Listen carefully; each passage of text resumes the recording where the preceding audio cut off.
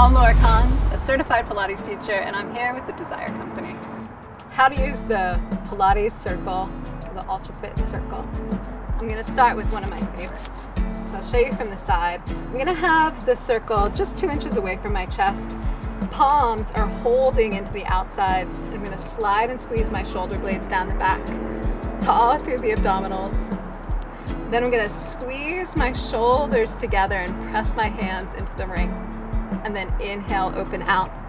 So I'm squeezing through my arms, squeezing through my chest, and I'm even squeezing my shoulders together behind me.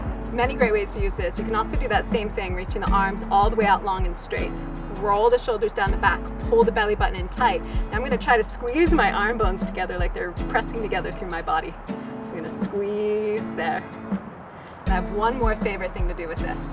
I'm going to take it behind my back. Barely get any squeeze on this, but it's firing up the triceps like crazy. So reach the fingertips behind and then roll the arm bones together like the arms are trying to touch. Reach the arms and squeeze through those triceps. Keep the hands and the arms long and straight.